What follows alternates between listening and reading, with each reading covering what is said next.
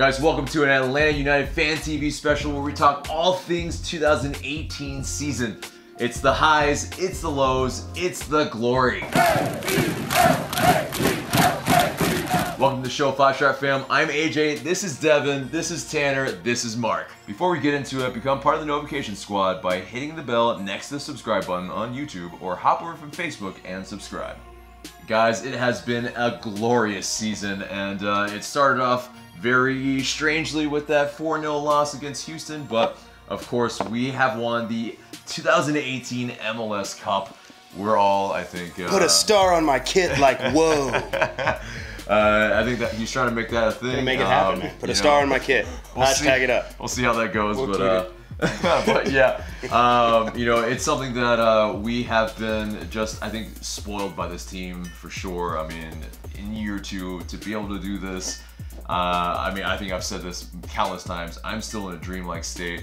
I don't want to wake up, but you know, I think what we still need to do though is really recap this glorious season and kind of pick the best moments, the worst moments, the most glorious moments, and really kind of revel in, you know, the highs and the lows. So take a walk down memory lane with us. Let's relive 2018 in all its glory. Exactly. It was a pretty good year. Although, to be fair, like you said, it started really bad. But yeah, we'll first do the regular season, and we're kind of gonna do, you know, we'll kind of count off, or maybe not count off, but we'll each kind of give our opinion on what the topic is. And so this is the regular season for the best match of the regular season. I'll start off with you, Devon. Oh man, wow.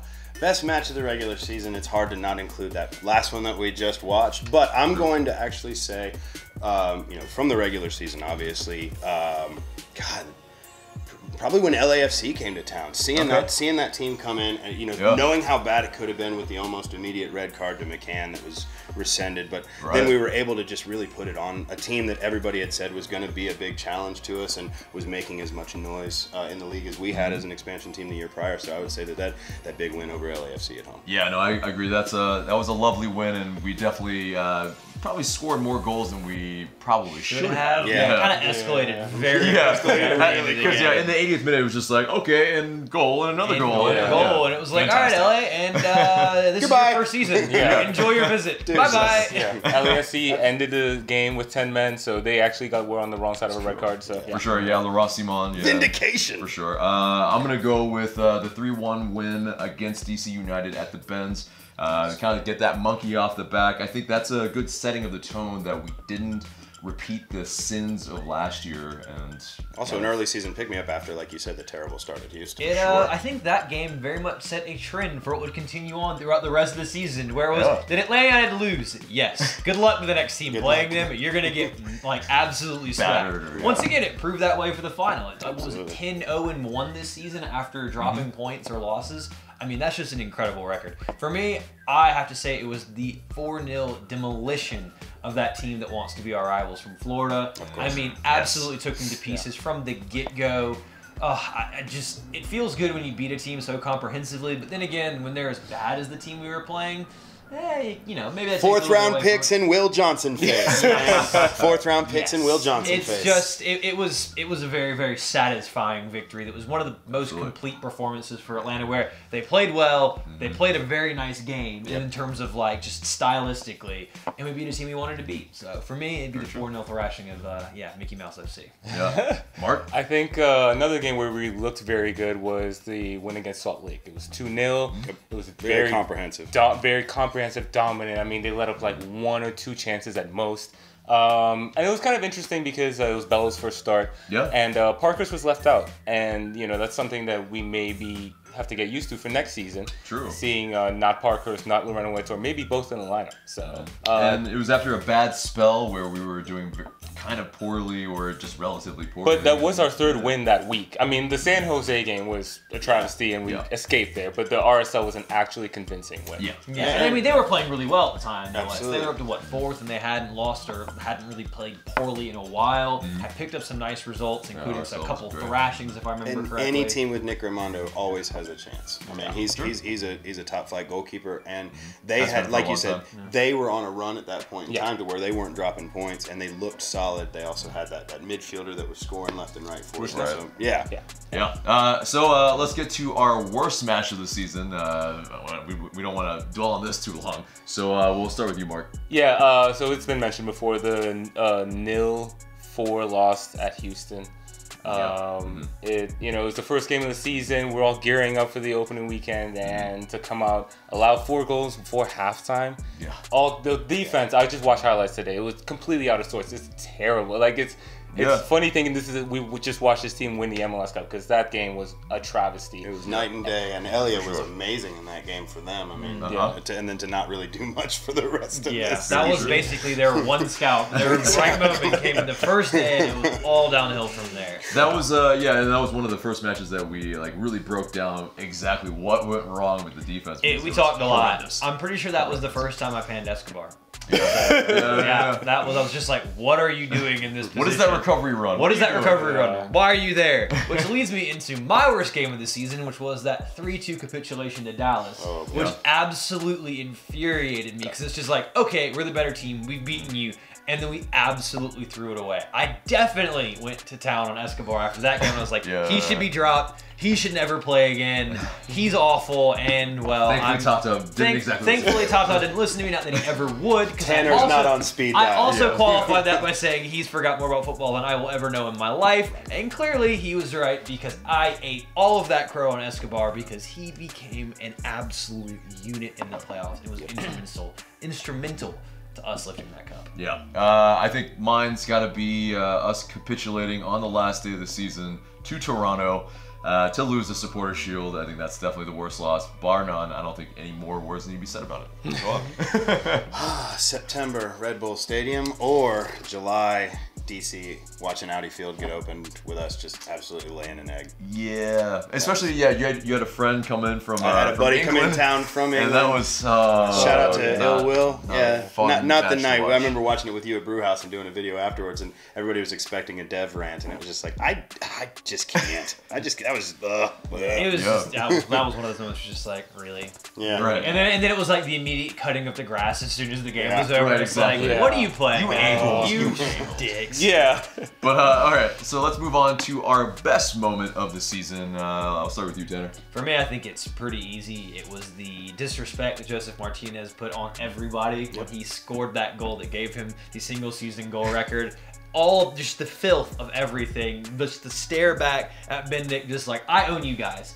And then after the game, basically saying, I continue to father them thing. That moment right there from Joseph. Everything that he is was that goal, and I absolutely loved it.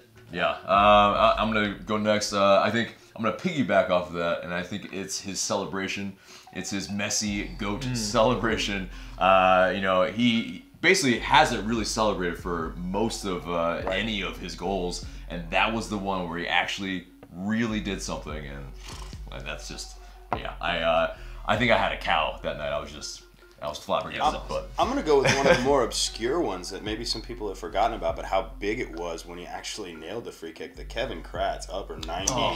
You know, how huge that was. It was a lot of fun. And how everybody was just, every time we had a free kick, they were chanting his name. It was just like, will he do it again? It became a thing. Yeah, it became a thing. Like, so the Kevin Kratz moment for me was just huge. I loved everything about that. Yeah. I think for me, it was the Almiron goal against Columbus. This was late August, and it sealed a 3-1 victory at home, and for a number of reasons.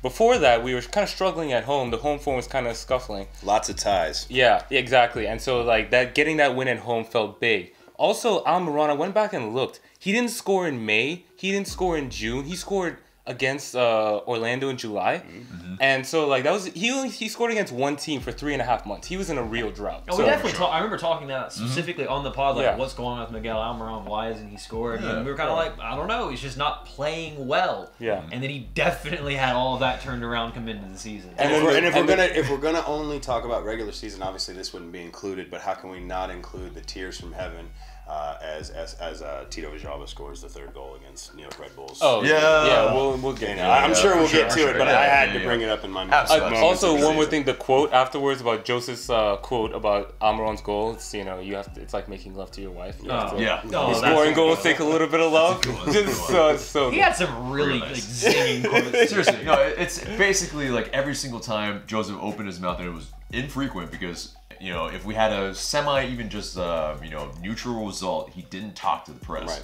And so anytime he opened his mouth, it was gold for sure. See you later, alligator. See you later, alligator. Like, what a guy. But all right, so of course we will have to go into our worst individual moments. We'll go with Devon first. Seeing Darlington Nagbe laying on the middle of the pitch, not knowing what the injury was, and then hearing that it was going to be a long-term injury, and knowing that our big-time acquisition was going to be out for a substantial amount of time. That was, like I said, seeing him lay there, knowing the warrior that he is, you knew it was bad. Yeah, and I think that really impacted how we played, but it wasn't you know, detrimental completely. No. But the team recovered from it nicely. It's just in that moment, sitting there, you know, knowing that we had no anticipation of Darlington Nagbe coming from Portland Timbers to Atlanta. And then when you saw that trade last season, it was like, oh my God, Darren Eales did it again. How did he pull off an all-star? How did he pull off a men's national team, you know, capped international? How does he bringing this center mid when we know that we need center mid help? And he did it again with Eric Remedi as well, you know. But so when I saw Darlington Nagbe go down, knowing what he could offer, to me it was just, oh God, how bad is this going to be? And to Darlington's credit, he fought back and was crucial in our playoff run. Yeah, for me, it's the Miles Robinson, a little bit of a gaffe in the 3-2 loss, last-minute loss against FC Dallas. I mean, it's not exactly his fault, but it is something that it kind of sent us in a little bit of a weird funk, in a spiral in this in this season, in the middle of it, and yeah, we took a while to get out of it too. So it was, yeah, I mean, I think definitely for me we talked about that a couple of times. It was July 4th, something broke on a hot night in Dallas. We had a 2-1 lead. We lost 3-2 with goals in what, the 85th and 87th minute against us. Yeah. So, you know, and like you said, we then had draws at home and losses at home, and you know, it just took us a minute to find our way, and we did. Yep.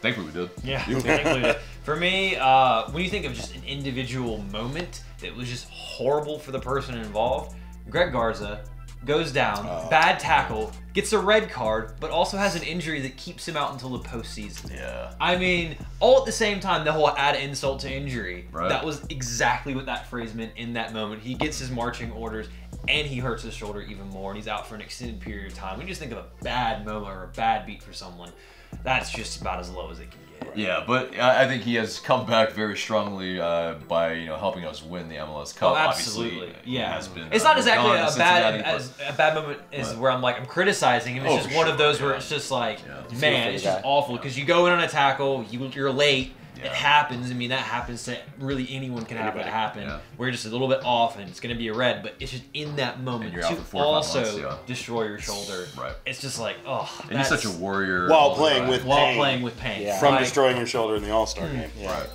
Mark? For me, I'm going to go back to that 4-0 loss to Houston. So Miggy, he missed a sitter in the first half when we were down 3-0.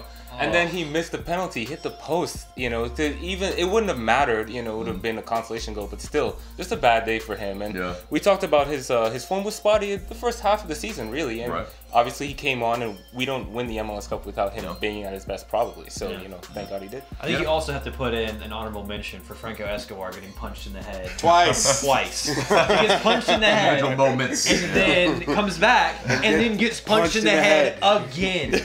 And then just that still shot from the final near the very end of the game where Big Brad's coming in and he's just like, oh no, please not now, please not now. I want to be able to celebrate. I want to be able to celebrate. I want to remember this. Right. Right. No, I think maybe that had an impact on his form early on the season where I play well, I don't get punched in the head. He was a little gunshot. It was a little gunshot. Yeah. But also at the same point in time, high moment to play on your down moment for him, seeing the horror on his face, seeing the joy on his face. Absolutely. That second. Oh yeah. It's just highs and lows. In front of the reporter section. And his finishing towards the end of the season, he became an extremely confident, almost right wing back. Weak foot. Yeah. Oh yeah. A person who said many times in the season, I'm having to learn the position as I go, and I'm growing every day.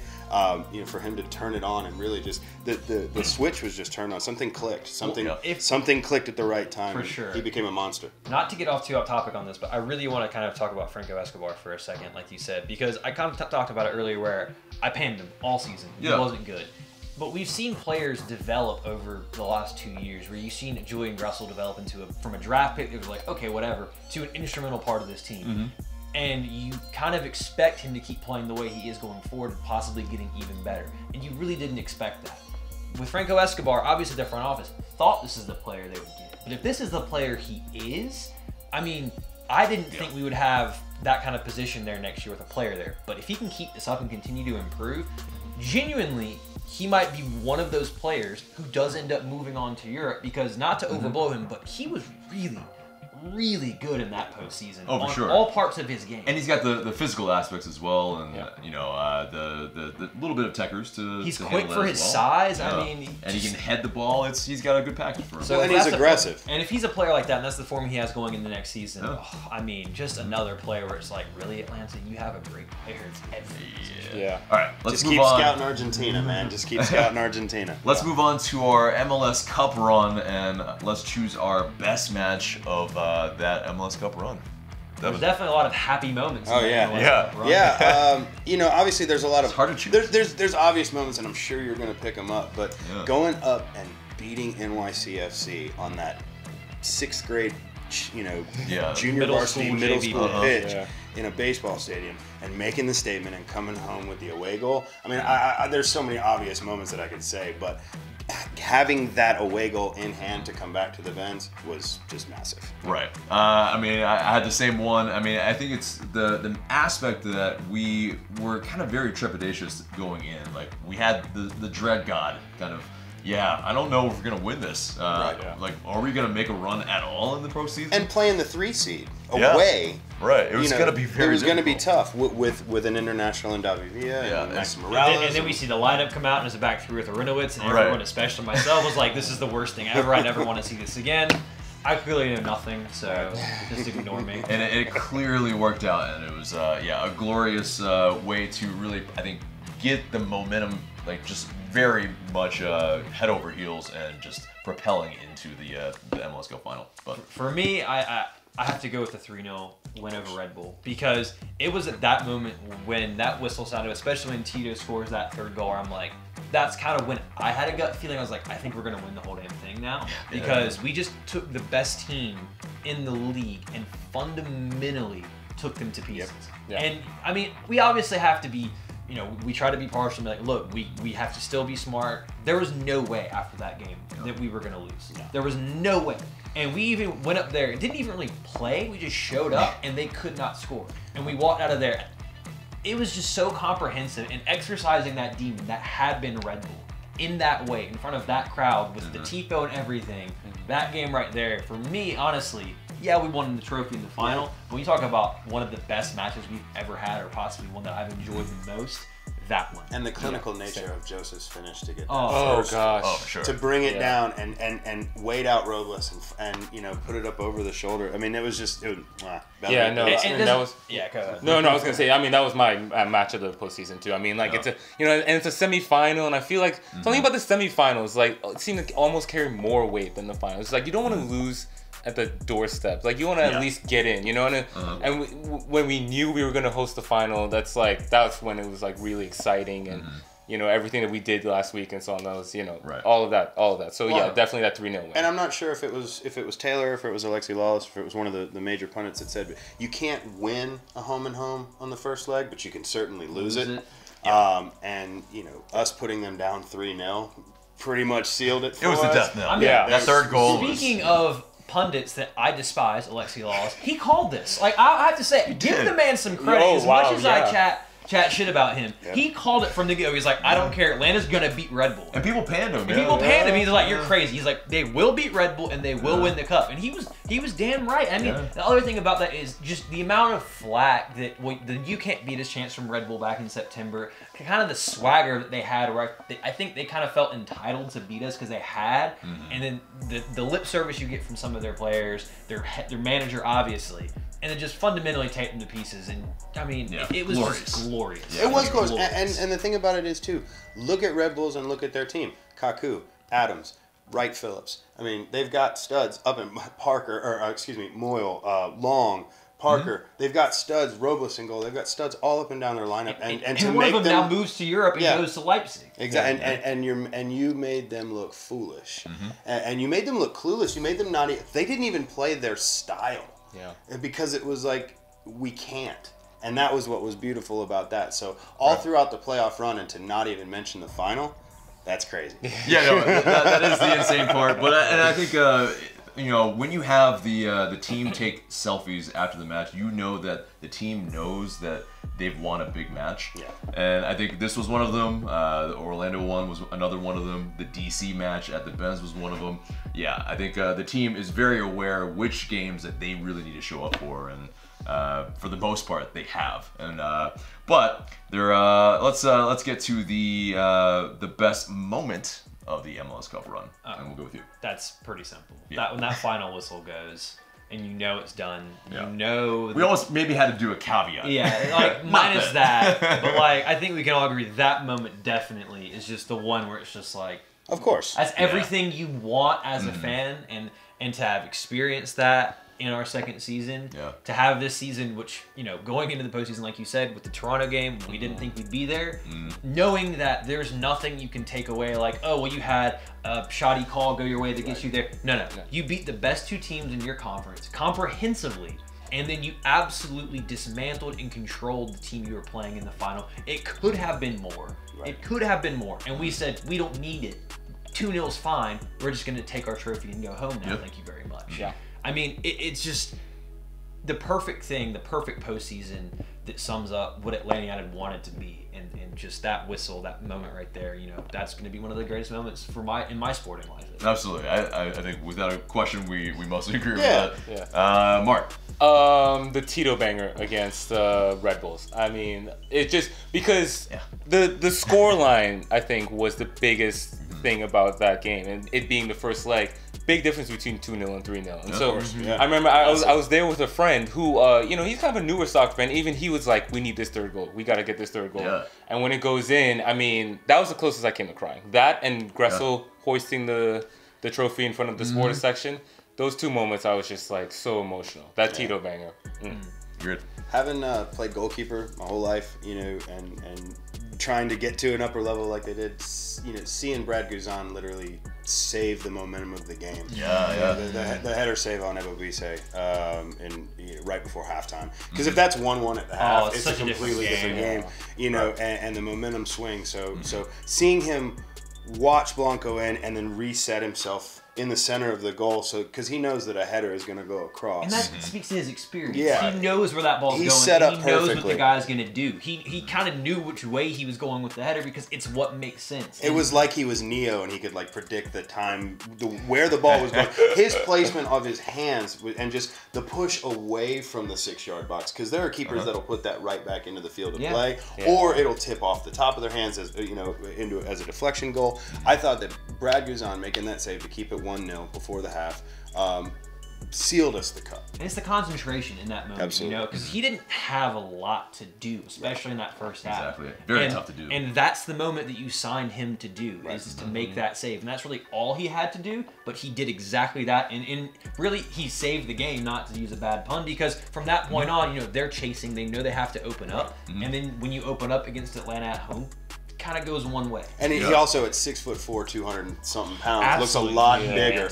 Looks a lot bigger when he's making saves like that to the other team. And he's very spry for his size as well. But I think that leads to mine, which was the Franco Escobar goal in the final, because once he scored, I think we all knew it was the chances of them really scoring, because the way the game was really going, it was not very high that they were actually going to score. And yeah, when Franco Escobar scored, it is almost this kind of really reassured feeling that you have, and it's just you know it's coming. You're just I told you for in that whistle. 5 Strike Weekly number 59 that my dream was to hear Freddie Mercury, "We Are the Champions," yes, on the loudspeaker at the Benz, and when that goal went in, it was literally like I could hear that. I could hear the piano intro starting. Every time they had to turn it down though, because it's like the MLS, not right, exactly.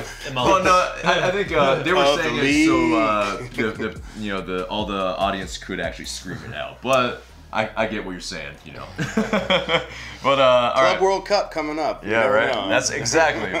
It is possible. All right, but let's move on from the MLS Cup run, and let's talk about the player of the season, not named Joseph, because that's just a little too obvious, I think. Really, you mean MLS All-Star Game, the league itself, the final, exactly. The guy that gets MVP for pretty much everything he played in, not that guy? Yeah. Not that guy. Okay. So yeah, very difficult then, I think, or maybe not. We'll go with Mark first. It's hard to go anywhere but Almiron. I mean, he finished second in MVP voting for a reason. There are some people who even argue he's more important than Joseph. But I mean, just everything he brings to the table, it's not just going forward. It's the ball recovery. It's being an outlet for the counterattack. It's, obviously his passing, and then when he is putting shots on goal, like the free kick against NYC, for example. Right. Or that goal I referenced versus Columbus. I mean, like, he's a wonderful, complete player. Right. Or Devon, sorry. Man, if they could give him Rookie of the Year twice, I wish they could, because he's nice. Julian Gressel, man. Oh, Talk about a Swiss Army knife. Talk about a selfless player, a guy that, where does the team need me to play? Okay, coach, I'll go do it. You need me to play right back, you need me to play right wing back, you need me to play right mid, you need me to play center mid, you need me to play center attacking mid. Where do you need me to contribute to this team? Okay, number 24 will fill a slot. And put in a shift, and he may not be the most technically sound player, he may not be, but he's going to go out there and give you 150% effort every single shift, and more times than not, it's going to be a good one. So, my hat's off to Julian Gressel. And honorable mention, full mea culpa, hats off to you, LGP. Yeah, there it is. There's a lot of recanting in this episode. For me, I have to echo pretty much every sentiment that just came out of Devon's mouth. He hit that spot on. I mean, Julian Gressel is a manager's dream player. Yep. He's going to go out and play whatever position you need to. When it comes, the whole phrase of, square peg, round hole, he just was like, I'll turn myself into whatever shape you need and I'll fit that hole and do it effectively. And it's like, I don't know how he does that every single time, but where does the manager need to put me? Here. Perfect. Does the job. Makes the team better. It's just you put effort, him over man. here. It's just effort. It's just effort. But it's not just effort from him, because he has some technical quality, and that's not saying he doesn't have technical quality. He has some technical quality that you miss from the rest of the team. He's one of the best crossers of the ball on that team, and he can do it from any position. Even if he's playing in the midfield, he can come out, he'll drift out wide and get you a cross in or a good ball over the top end, and it's just like, this guy has developed so much to match Miggy in assists with 14, playing all over the place. Do you remember the ball off the chest? Oh, that's what I was going to... The Rocket? That's Rocket. That was against RSL. Yeah. It was fantastic. So, and that's a goal that 90% of the players in the league blast over, for like Jason Sudeikis said as the coach of Tottenham. 3 points. 3 points, no points. He's just an incredible player, and I could just go on forever about how important he is to this team, and I hope he stays here for a few years. Give us that follow, Julian. We follow you. Come on. Okay, yeah, I mean, I see everybody's, I have to go with Miguel Almiron as well. I mean, it's one of those, the work that he does, even off the ball, and then especially on the ball, and then especially when you saw when he was out of the team, how we were just sputtering. We could not really muster what Atlanta United is known for. Yeah, it's got to be Miguel Almiron. Even in his worst moments when he's in a drought and he's not scoring, yeah, absolutely, he's still dragging the team by just the collar or whatever you want to say, and he's making us float or whatever. In his worst moments, he can still outrun you and score on you. Exactly. And that's to every team moment in the league. Yeah. At any, and that was the time when he looked his best was sometimes we would look awful and Miggy would just say, all right, I got to take this game over. I've got to take it. And I would just run as fast as I can. And that's all he did. I just want to say, like, we all agree that Joseph was the best player this season, but the 2 players that we just highlighted led the team in assists. Yep. You know what I mean? Exactly. You know, so it's just... They gave him the service to be able to break records and do what he did, so... Yeah. The best part is that German fellow could have been playing for Team in Purple, but he's not. Yep. Anyway, was that another 4th round pick trade? I mean, those are stabs in the front if you guys aren't noticing, but not even going to the back, straight to the chest, straight to the front. So let's get on to our attacker of the season, kind of related to all this, I guess, but yeah, maybe it could be different. We'll go with Mark. Yeah, I can't. It has to be Almiron for me. Like just everything I said before. You know what I mean? Just and he's complete. Like he helps out on defense. He's not just attack minded. So for me, it's Almiron. Yeah. Okay. So, and I can't pick Joseph. I was about to say these are still not the Joseph. Not Joseph. Still a little too not obvious. Joseph. Well, damn. I mean, in this case, you're really kind of you got so much from either Almiron or from Gressel, but as a pure attacker, I've got to give it to Almiron, obviously, because he's the attacker. I mean, he gets there and does all of this, and then boom, it's either a goal for him or everyone's like, "There's Miggy," and somehow forgets that Joseph Martinez is right standing there. There every time. They're like, "We need Almiron," and then Joseph's right there, bangs in a goal. So yeah, as far as attacking goes, you got to give it to Miggy because when he's there, we attack. When he's not there, we struggle to attack. Indeed. All right, well, I'm going to give it to the super sub himself, the Lion Tamer, Mr. Tito Villalba. Because as much as he struggled at the beginning of the season, when we needed a goal, when we needed a clutch shot, he was going to come on, he was going to dribble past 6 people, he was going to pull a couple step overs, and he was going to bury a shot to either the upper or lower 90. And for all of the struggles to still come out, I believe, with 8 goals and 6 assists on this season, you know, for everything that he went through and to, in some instances, only be a 15-minute bit player, but to have a huge, 9 rating performance in those 15 minutes because you ran yourself into the ground. If I can't say Joseph and you guys have already said Miggy, I'm going to say Tito Villalba. I like that. Though. Me too. I'm glad you said And the fact that we have a player like Tito Villalba coming off of our bench, I mean... Incredible. Come on. I would say the goals that he scored, they always seem significant. There was a goal against San Jose that started the comeback, which was a banger. Which was an absolute. He only scores bangers. Strictly bangers. Strictly bangers only for Tito. He doesn't score these tap-ins like the Shimetti. He's just like, no, I'm gonna bang it from 30 yards out or whatever it is. I'm gonna curl it into the corner, and you're gonna go, how did you do that? That's a great point. That San Jose goal, mental. And then who was it that he literally ran past the whole team? Columbus. And it was just like, I'm finally going to finish this because I do this all the time. Joseph's right next to him, but he's like, nah. I've ran 70 yards already. I've done all the finish it. And then even strictly bangers, even when he just lifts it into the audience, even. Oh god! If you haven't seen the video, his shot hitting Still that person so absolutely taken out. Hey, where's my phone? But I think I have to go with Miguel Almiron. It's very difficult to choose otherwise because of just how he drags the team forward. I think any more words that are said about it is just icing on the cake. So, but let's get into the defender of the season. This might be a little bit more difficult. Go with you, Devon. I'm not doing a full mea culpa because he still brain farts. I was hoping. I'm not gonna do it. Big shout out to LGP. He did a great run this season. But my defender of the season is, I love the goalkeepers. I wear the goalkeeper jerseys all the time. So he's big, he's bald, he's tall, he's a wall. Brad Guzan. No, you don't have to clean it up. He's bald, he's tall, he's a motherfucking wall. Brad Guzan. He wears our 1 for a reason, and he showed it every time he stepped out. I can't really think of outside of Toronto, a match where he was really just awful. And a lot of times your goalkeeper, much like your field goal kicker in the NFL, you may only have 1 shot to be a game breaker or a game changer, and I feel like Brad was always kept us in the game. He had a penalty kick save this year. So I feel like having Brad Guzan in between the pipes for Atlanta United gives us a surety that some teams don't have. Absolutely. I'm gonna go with LGP. Your antithesis. If you could only see the WhatsApp conversations between us. But yeah, I think it's strictly because I think he's the best center back in the league with the ball, and you know, if you need a strong tackle, if you need that last ditch tackle, he is your man, and he bails us out time and time again. To really shield Brad Guzan. Sometimes from his own errors. Sometimes from his own errors, but hey, you know what? You know, he absolutely just is a unit, and once in the postseason, especially in the postseason against Red Bulls, all those diagonal balls where he was just pinpointing them and placing them where Franco Escobar was. I mean, it's and then just making all the tackles. Yeah, absolutely.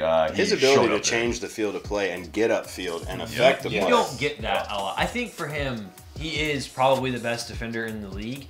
If he didn't make those little mental mistakes, he's not the most consistent. No, but if he was able to iron that part of his game out to where he was maybe a bit more concentrated, he would not be playing in Major League Soccer. No, it's like watching a guy with. It's like watching a Batistuta or a Zabaleta or somebody with that.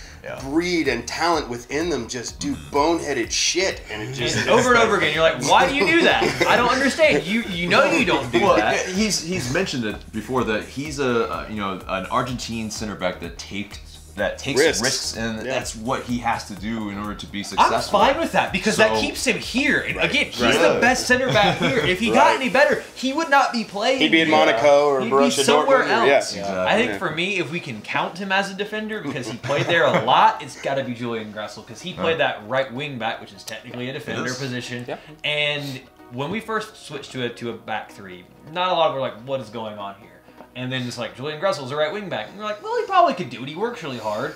And then he goes out there, and he damn well does it. Yeah. And he gives you that width you desperately needed on the right-hand side, especially in the first half of the season. His crossing was incredible, and obviously he's chipping in those goals. And he made that wide area very, very dangerous. Plus, he did the work and track back. Maybe he wasn't the best at defending, but he absolutely made the right-hand side a threat. And he worked to get back. And I think that, for someone, again, who is not, that's not their position, that's not what they're asked to do, to fill in and become that, to not, name an LGP, obviously. I think he was incredibly good as a defender, and so for me, he was probably the best one. Cool. Mark? LGP! Yeah. LG. No, I mean, I think you hit the nail on the head. I mean, he's good dribbling, you know what I mean? Like, how many center backs do you see actually He goes dribble? running up the pitch like Beckenbauer sometimes. So, like, against Portland, that sequence that resulted with Parkhurst making the challenge and Joseph scoring, that started with LGP going up the left wing, you know what I mean? And, like, again, how often, and that was like fairly late in the first half. Atlanta hadn't done that much before that, so it's almost like him going forward kind of helped create that chance. Absolutely. Now, since we're talking about creating chances, got to give a shout out to the captain, Michael Parkhurst. Absolutely, we haven't mentioned him. Oh my God! Yeah. I mean, a 35-year-old center back, 34, soon to be 35-year-old center back. That a lot of people thought was on his last legs. Came in and played just about every single match that we had, his positioning and did it well. And reading of the game is unrivaled. Yeah, he may not be the fastest, but his knowledge, like you said, just that experience of hey, I've watched this player on film. I know they're going to go to their left foot, so I'm going to go to their left foot. And also, I've been playing for 15 years, so I know every single trick in the book to get the ball on. Exactly. Shout out to finally winning the MLS Cup. How lucky we are to have Michael Parkhurst. Yeah. I mean, he may not have gotten any shouts from us for Defender of the Year, but, as like Teammate of the Year or Captain of the Year. Captain of the Year. What a captain. I mean, basically he's, the head coach on the field. He made Miles Robinson look really, really good most of the time when he was on the pitch. He's the guy. He's the guy that I think definitely glues it all together for sure. Okay, we're gonna get a little weird here, and no team is without its long injury lists, and LA United were not we weren't immune from that. Not immune from that for sure. So we're gonna go with the injury of the season. With you first, Tanner. I think it's tough. There's two for me that definitely does it. It's got to be either Miggy or it's got to be Nagby. It's one of those two. You gotta choose. I'm gonna go Nagby just because when he went out, midfield kind of became a question mark. I get that Miggy was out, but he wasn't out that long where we had to completely change everything we did for a while in regards to our midfield. And when he comes back in, your midfield just goes from good to really, really good. Yeah, and yeah, Remedi did come in and do a bang-up job in the Steam. From day one. Yeah. And so it really Get to him in a second. Yeah. Sure. Yeah. But Mark. Yeah, I have to say Nagbe as well. I mean, like, he and Barco were the big off-season acquisitions, and I feel like from the moment that Nagbe played in the team, you saw his impact. You know what I mean? Like, the way he carried the ball, you know, the way he would also work back, you know, he's just like that midfield general, and I really feel like that contributed to the inconsistent form that you saw, especially towards the end of the season. So I was really glad to see him come back in time for the postseason. I think he was obviously a key contributor in the postseason. Right. And yeah, I think it has to be Nagbe for me. Yeah. I think with all of the preseason hype of are we bringing him in? Are we breaking the MLS record? Are we going to spend the most money? Are we bringing this guy who just won, you know, the Copa America? But for injury of the season. Yeah, remember how he was hurt at the beginning of the season? Yeah. Okay. Well, he scored a banger against Charleston, whoever it was. Great. And now he's hurt. And now he's hurt. And it was similar to the Joseph injury of last year, where it's like, okay, here's 8, 10, 12 weeks. I don't remember how long. And it's one of those situations with all of those expectations on Barco coming in, and to have an injury to your leg. Yeah. You know, it's not an elbow. It's not Joseph breaking his hand in the beginning of the season or breaking his nose, you know, against Columbus, I believe it was. Yeah. You know, it's your leg, and it's your dominant leg. And I think not having Barco at the beginning of the season kind of set him back. But also, I want to say, the injury of the season that changed the season for me leads into your pick for Defensive Player of the Year. Had Franco Escobar not gotten his brains knocked out, we probably would not have seen Julian Gressel as a right wing back or a right back, you know, for those limited games that he was out, that Escobar was out. So I think that showed us the dynamism and the ability of Julian Gressel to be that Swiss Army knife with Escobar out. So those two injuries, to me, while they may have been small in terms of, it's not Nagbe, it's not Miguel Almiron, but it's that domino impact. It's the domino impact of the rest of showing the coaching ability of Tata Martino, saying, okay, next man up. Right. Yeah. And speaking of next man up, I mean, my pick is Greg Garza when he went down, because the left back position, it was kind of a revolving door. It was whoever is healthy and then however long they can stay healthy. But it was definitely this super revolving door for sure. But you saw in the playoffs, once he came back and got healthy, what it really meant to have somebody that's solid both defensively and going forward. We should make that a trivia question. Who all played left back or left wing back for Atlanta United this season? There are a lot. And we used pretty much everybody that we have. But and so that is an interesting stat. If Five? It was 5. Hernandez, Zizzo. Did Hernandez? And Zizzo definitely played 6. Hernandez played 6 different left backs. Ambrose played. So Bello played. It really is sad that we have lost Greg Garza in a trade to FC Cincinnati, but I mean, it is one of those things. Yes, he is. I think for me, the biggest impact of an injury in the season because it showed. We made the run very coincidentally, I think. Yeah. Or not. But so that speaking of like signings that we had in the off season, let's get into our signing of the season. I'm gonna go. I'll go first. Go. Summer signing. Came in from Banfield in Argentina and literally didn't miss a beat. Like Eric Remedi stepped into this team like he'd been playing with these guys forever, and you never really had to question Remedi Larenowitz. It was Laren Tomedi. I don't know what you would say. It was like it was the Larry and Eric show. I mean, and Eric Remedi, hands down. Okay. Yeah. Derek. Oh yeah, Eric Remedi. I mean, he doesn't do the flashy thing when you think about it. He had the one goal which he shinned in from literally on the line. Yeah. But he's that crucial goal. He's that player that you don't appreciate when you watch him on TV. When you see him in person, the work he does, the positioning he has, he can drop back in and defend when an LGP goes on a Beckenbauer run up the pitch. He can make the tackle. He can pass. He can control the ball. When we were first linked him, it was like, okay, there's not a lot on this guy. I mean, he can take long shots, we guess. And he looks a little chunky. He looks kind of thick, but thick field right here. But no, he comes out and absolutely hand in glove. Carlos Carmona replacement to the T, even better. Yeah. I mean, what a player he is. How the scouting department found him and said, bring this guy here. And I also feel he was the player that Tata Martino, if he ever had to man mark somebody, they would have put Remedi. Yeah. Remedi is a sentinel. He was literally that guy that you would put to track a Zlatan or track a Rooney or track an Acosta or track a Kaku. You put Remedi City on him. And Red Bull. their playmakers, nothing. And that's because of Eric Remedi. Yeah, very true. Yeah, I mean, there's no other direction I can go with this. And, you know, like you mentioned the front office or the scouting, you know, like that's, like seeing signings like that in the middle of the season, because, you know, coming into the season, central midfielder was a question.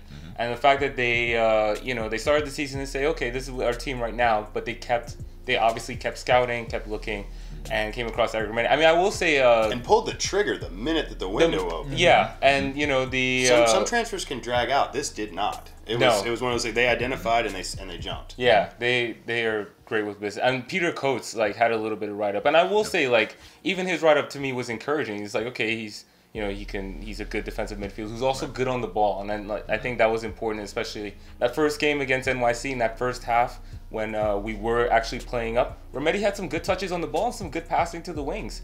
You know, and I mean, I'm excited for a full season of Nagby and Remedi. I think that is going to be the best pivot in the league. I can't imagine there's another team. Another thing about Remedi is for a guy who's not that tall, he'll win head balls. Oh, he does. He will go in for every 50-50. You know, with no real concern for his own safety. Right. He really is a fearless player. Very much like a Lucas Torre at Arsenal. And he started with the team right after Nagby got hurt. So like the timing was so fortuitous. It was a seamless transition. I have to go with Remedi as well. It's very difficult to choose otherwise because it's just you know, for him to just flawlessly come in without fail and really not even have to like train too many weeks and just get, you know, slot right in and not miss a beat and really have that kind of, you know, the nostalgic camaraderie. Camaraderie, but also the Carlos Carmona feel where, we really need that bulldog in the middle of the field, and it was just, you know, right then and there, perfect. So. And I also don't think you can say enough about that. I mean, we have a very dominant Argentinian flair to this team, and a large contingent. When your coaches when your coach has coached Argentina, most of your players are from Argentina. Or played there at some point. So I mean, you know, just having that ability to literally say, I'm, you know, to be accepted into the team, and there was no animosity. It didn't even seem like there was a hazing period. It was just, hey, you're good, come play. Everyone was friends. Exactly. They were all sipping mate. Shirtless selfies for all. But so we'll end this kind of bit with essentially what Atlanta United have done and winning MLS Cup in the second year, what this means to MLS, what this means to Atlanta, and maybe the United States in probably about 5 years from now. It's like, what is the impact of this 2018 season? Oh, I mean, I think this season has defined what this club's vision was of what it wanted to become, and now we're going to grow from that. And I think the fact that there is that growth now and that potential means a lot. I mean, what you're seeing now today is Atlanta United are getting mentioned just in the tabloids around the world because they're a club that means business. I mean, today you saw a rumor that's linking Marcelo Bielsa to Atlanta United. Probably not going to happen, but just to point out, that's Tata Martino's mentor. He's currently managing Leeds in the championship. Probably not going to happen. The fact that they're even throwing Atlanta United into those rumors says a lot. Along with Alan Pardew and David Moyes. Exactly. Names that you've heard of. You may not love Crystal Palace, and you may not love what Moyes did at United or West Ham. Or wherever he was. Newcastle, but the thing about it is we're not talking about Caleb Porter. No. We're not talking about, you know, Armas. It's not a United States gig. And nothing against those players. No, nothing against them, but this is an international job. Right. And that credit goes to everyone at the front office, to Mr. Blank. And winning that trophy just says, this model works. This is the future of MLS 3.0, 4.0, whatever the hell you want to call it. Right. And we have changed the way the game is played here. We've changed the way to build a franchise here. We've changed the way to interact with fans here. And I really, really think that if we can go on and win some more trophies and become that dynasty that we want to see, it's going to bring the league with it. Rising tide will bring all boats with it. And I think right now Atlanta United is showing the world that you can have a successful football club in the United States and people are going to go and watch it. I think ultimately, and I'll jump in next and basically say that I think that Atlanta United winning this cup was the death of the retirement league moniker for MLS. Yes, absolutely, 100%. And I think that our blueprint shows you what FC Cincinnati and what Nashville and what Miami have to do. Because if you don't, you're going to get fucking left behind. Yep. And we're not stopping with one. This was a launch point for us. I agree. You know, this is we have bigger trophies in mind. The MLS Cup is great. We hope to be back every single season. But with that comes Champions League, comes Champions Cup, comes Club World Cup, comes Super Cup, comes all these other things. I think Mike Conti posted it today that we're competing for 6 trophies. 6 trophies on the table next year. Bring on the sextuple, and I know that means Club World Cup. I see you, UEFA. I know it's not going to be Man United, so I'm not even worried about my reading causes. So don't worry about that bit. But whoever it is, I see you, Real Madrid. Don't worry, we got you. We got you, fam. Eric Rametti, right up on Instagram. They're in bad form too, so. I don't know. But Mark. Yeah, so I'm gonna start with Atlanta and kind of grow up. I think the precedent has been set, you know, and I think the expectation is now set. And this is a team that like this city is fully behind. You know, whether you talk about ITP or suburbs or whoever. I mean, the other sports teams, it seems like have a little more splintered fan bases, like you know. But Atlanta United has a full backing of this city and delivering a championship. I mean, that's. You know, there's so much goodwill now. The attendances are going to be even better next year. That's the beautiful thing, is seeing that United isn't just a catchphrase. Exactly. I mean, we can all stand in absolute ecstatic joy and throw beers at Tanner as we win championships. Oh, by the way, I'm going to have another really rant real quick. I'm going to look dead in the camera. If you watch this show, if you were the supporter section behind me at the game, you know who you are. You saw me stand up. You can't miss me. I'm 6.5 feet tall. Fight me. 6'5". Whatever. Fight me. I forgot how tall you were. Stop throwing full beers at my head. Hey, waste a good beer. Just drink it or do a beer shot against the people around you. I hate you. I just wanted to watch the game and watch us win, but you kept throwing them at me. I will find you. I will Liam Neeson the hell out of you and then chug your beer and throw the cup at your head. Okay? How will you like it then? Moving on. Whoa. I think you got to build off what these things before we go back to you, AJ, because I think you're going to absolutely build off this as well. As Atlanta United, like Joseph Martinez said, Atlanta means family. Atlanta is family. Atlanta United, like you said, and like I know you're going to say, Atlanta United is a part of Atlanta. And that's not been a thing outside of a few cities in the Pacific Northwest that seem to be salty right now. Outside of that, you haven't really had a club in the United States become absolutely fundamental to the culture of a city. Yeah, and Atlanta United has done that by including the culture in the club, the fans bringing that culture together, all these melting pots of people coming together, and you have a football club in the United States that means the community.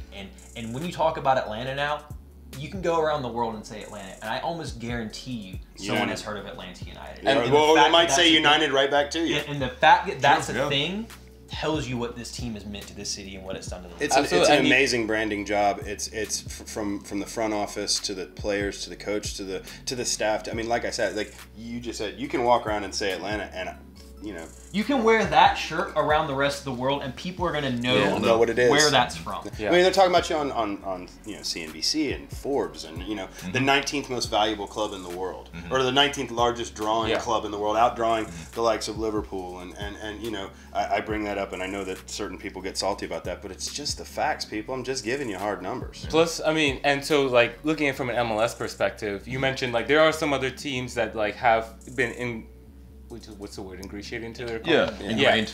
And so you have like Portland, Seattle, Orlando, I would even throw in there. Atlanta's bigger than all of those markets. Atlanta's a top 10 sports market in the US, and the fact that an MLS team is essentially taking precedent, that's huge news for the league. And I think the league does recognize what Atlanta's doing, how they operate. In their recent State of the MLS, like State of the Union type thing, Don Garber mentioned being more of a selling league. He's never embraced that idea before. Right. You know, and I remember Paul Tenor, I think it was, said he was floored when he heard that comment. Because, but it totally makes sense now because of how Atlanta's operating. Because you've always had a situation to where if somebody came at you, like Bayern Munich comes to Vancouver and says, we're going to give you this and you're going to give us your best player. You did. You did it. It just happened. Or you get a situation where you get Kyle Larin who says, get me to Turkey and get me the fuck out of the city. I mean, that's a whole different. That's a point for that's an isolated incident, I think. Sorry, it's always an opportunity to say great things about Orlando. No, but what I was to your point. The MLS has been the league. Like I said, it was either a retirement league, that moniker's dead, or it was a league where if you're talented, get the hell out as quickly as you can, because this is a retirement league where you're playing in front of 6,000 people at RFK.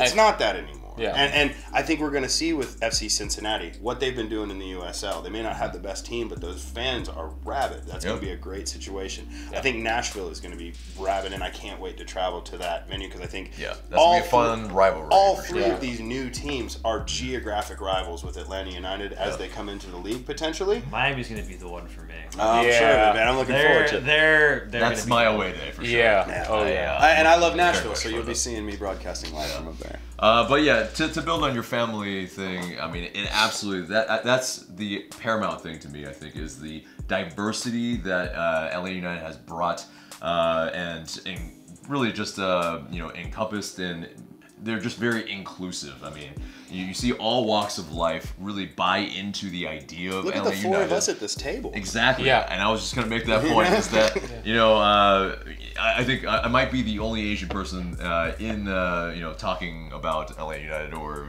maybe sports in Georgia, maybe even. But I think I hope that there's more that maybe get inspired by by what we're doing. Larry Luck, he was on a podcast. That's true. So hopefully there are more, and I see all the La Dulces, I see all the For the Cultures with our boy Grego. I hope there's some more coming with maybe an Asian supporter group or something like that. And I don't have any doubts that it may be coming. Or a tattooed supporters group. Also, you guys, you two guys from Atlanta, like born and raised. Yeah. No, I'm not born and raised. I was born in New York City, and I've traveled all over. Both parents worked in the music business. Oh, okay. So yeah, I mean, like transient, baby. I've been here 8 years. You've been 2. You know what I mean? Yeah, so, and that's part of it. So I mean, like, if you never rooted for an Atlanta team before, like I haven't. This is my first Atlanta team, so it's like it makes it feel more like home. Yeah, people panned them when they said Atlanta United, but United is probably the best word to term what they've done with this. A lot of people, maybe found it cheesy, maybe found it derivative, maybe found it like, oh, another United. It's the third United or depending on who came first, I guess. Yeah, Minnesota came first. Okay, all right, fuck that. But I mean, yes. But as you're saying, yes, it absolutely is something that it may be cheesy, but it has been that unifying call. But here's the other thing: I used to go to Silverbacks games because I live close by, and there was division among supporters groups at Silverbacks games. You don't see that now. Granted, supporters in the Gulch, everybody has their tailgates, everybody hangs out. But it's like if I want to go walk to a Terminus Legion tailgate, I'm not a member. If I want to walk to a Resurgence or a Footy Mark, nobody stares you down. Nobody looks at you. It's like come have fun, come be inclusive. And it's like just where else do you see that? I mean, where else can you walk up to somebody's tailgate, introduce yourself, say Atlanta, have them say United back to you, and have them offer you a taco and a beer? Right. It's a beautiful thing. It's white, black, gay, straight. It doesn't matter. You know what I mean? It truly is united. It defines the word united, and I think that the supporters groups need to be shouted out for that because in a lot of other instances, like we're seeing with a certain club that we just beat for the cup, you have division and you have people that like to split your supporters group. So I love the fact that our supporters groups band together and we have to make sure we for the stay city. Like that. We have to make sure we stay like that. Yes, even though we've won. And I think all of us want to be the club that everyone else hates. That doesn't mean we have to start acting pretentious or becoming, feeling entitled because you can lose it as quickly as you can get it. Just win. So just win. Go out there, continue to be what we are, and let's grow with the team and grow with the league and show everyone that Atlanta United is a team that changed soccer in America, that changed Major League Soccer, and I'll be damned, let's keep on winning those cups. Yeah, and before we move on, I just have to say, us winning in the second year, it's, I think, inspiring to not just soccer fans or just the sport. I think it's inspiring to anybody that just wants wins in their industry in general. Whether you're an actor or whether you're, an engineer or whichever, you can be inspired to create your own thing and you can be successful. I think it's the ultimate success story, and that's what's beautiful about it. Also, here's a warning and a shot across the bow to the dinosaur owners of the league. Bob Kraft, put money into your team. Yeah, you're gonna go by the wayside very quick. I mean, seriously, real quick. Pre-court, stop screwing around with the people of Columbus. Exactly. The Arthur Blank model is the model to follow for all ownership and for all. It's from top to bottom. This club has shown MLS 3.0 to be what you need to do to succeed. Right. I mean, how many podcasts do you have that over and over again we see here? Most of them, Arsenal Fan TV for a long time, where everyone's like, I hate the board. I'm currently in the situation where, on one hand, I have a front office, president, technical director, owner, I absolutely adore. They love the fans. They communicate with the fans. They're amazing. And on the other hand, I have a team that I hate that lost to Valencia again, who's terrible. We have a terrible manager, a terrible front office, and a terrible owner. And guess where the owners are from? Florida. Not shocking. Yep. Sorry.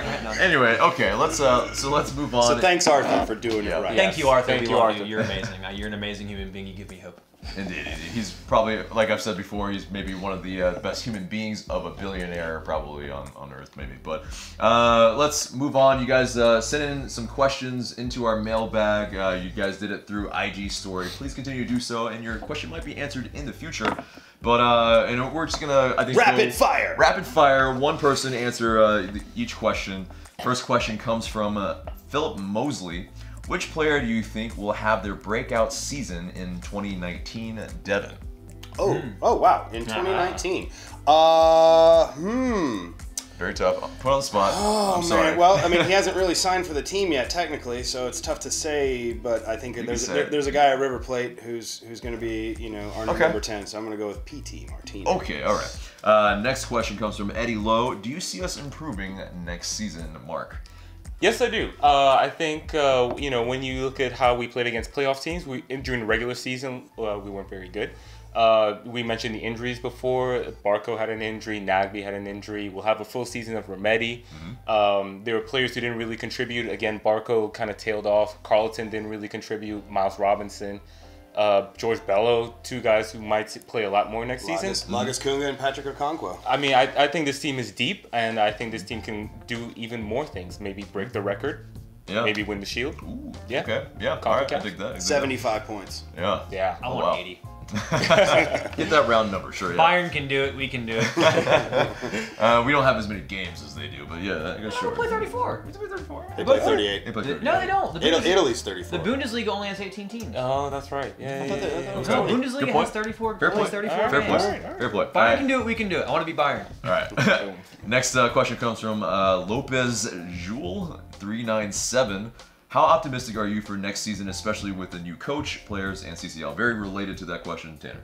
I feel pretty damn good. I'm definitely not going to question what the front office does. I don't think any of us are in a position to be like, I don't agree with you on that. The only thing that kind of frustrates me, obviously, is that Garza trade. But kind of like what Devon said in his video when that happened, there's got to be something in the works. I trust them. You already know that you're probably getting the best player from the best team in South America, which is insane. So you have him. You don't know what else they're going to bring in. Darren Eales is one of those guys where he's just like, you're not expecting us to bring out an incredible player for this position or a coach or something, and he's just like, surprise, here it is, and it's just like, how we.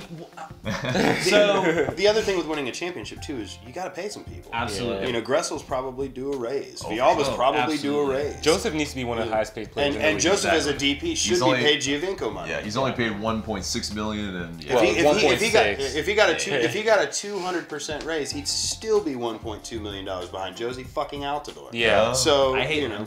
But yeah, optimistic. I'm very optimistic. I think we're really going to do everything we can in the Champions League. I think if we can turn around after winning an MLS Cup, have a new coach come in and put that marker down, be the first real club to win it since it's been redone again.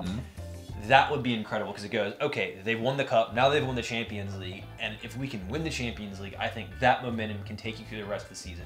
I don't care as much about Supporter Shield. I really don't. It'd be nice to win. But if you can win the Champions League and then still finish in those top 2 seeds in the East, I'm absolutely A-okay with that. I feel really good. I think this team's going to win more trophies regardless of who they pick as the manager. So the team is set up there. Yeah. Are we playing Tigres in the Campeones Cup? Or has that been determined yet? Or I mean, there's so many opportunities to win silverware next year. For sure. No idea. Moving on, next question comes from David J. Sparks. With Garza gone, how do you think Bello will develop with more minutes possible? I'll answer this. Bello, it's his position to lose for the starting position, I think. I mean, he's shown a lot of potential. Whether you thought that, because, he scored 1 goal, everybody's, he's got so much potential, but that's only based on little sample size. No. he as an academy player, as a USL player, has shown a tremendous amount of talent, and he's shown that he is a man amongst boys, even though he is only 16 in each of those levels. And so to not think that the front office is high on George Bello, and to make the move of moving Greg Garza to FC Cincinnati, that's just, I mean, when you've got scouts from Chelsea and Man City coming to Atlanta to watch him play, he's the next Alfonso. Plus, over and above that, let's just do the math: Bello, Hernandez, Ambrose, McCann, and then I'm sure that there's somebody else at Atlanta United too. And the off chance that we're down 4 left backs, and even Hernandez is no slouch. He's a Venezuelan international. Yeah, Venezuelan international, and he is the captain sometimes of that of that side. So I mean, he is no slouch at all. He just hasn't really. He was brought in to be a starter last year. I mean, to compete for a starting spot, but he got hurt. Right. So I think definitely, while it seems very heartbreaking, I think there's still a lot of promise with the incumbent that are still here. So that gets us to our question of the day, and we have to ask, what was your favorite moment of the season? Let us know in the comments below, because I mean, there are so many moments. I mean, we just went through and not really rifled, probably kind of like dwelled on the line. Meandered our way through. But you got it. But so you have those to choose from as well. Maybe you have a unique one. Let us know in the comments, and we are looking forward to reading them in the comments below. But that does it for this episode. That was the 2018 season recap, and I mean, for Devon, for Tanner, for Mark, thank you guys for joining us. Unir et imperar. For sure. Which means unite and conquer. Let us know real quick where the people can find you. Oh I'm on Instagram and Twitter at Devon Friel. Also, you're going to be seeing me do like Transfer Daily videos and updates as they come through. There's a lot of rumors about Miguel Almiron possibly being on the move and other signings that we might make. So make sure that you're following Atlanta United Fan TV, because myself, Tanner, AJ, and Mark, we're all going to be contributing during the offseason. We're not going anywhere. We got a lot of work to do and a lot of huge things. It's only just beginning. And it's called a silly season. It's going to be great. Oh yeah, it's going to be so much fun. I'm going to be honest. I'm terrible at social media, and I don't remember what my name is on either one of them. So it's McLeod TW somewhere. Something with my name and TW in them somewhere. I'll tag him. Just follow at Devon for real. Follow him. You'll see me talking about something or trolling someone. I'm basically my grandparents with social media. So on Twitter, I'm at Nicholsodian. The name is Slim Nichols. On Instagram, I'm Nichols at Night. Too much to remember. Perfect. And Atlanta United Fan TV, of course, for all of the other social medias. I'm there. That's the important. Yep, exactly. But guys, that's the episode. Remember to subscribe if you haven't already. Share this video because it really does help us a lot. And smash that like button, and we'll see you in the next video.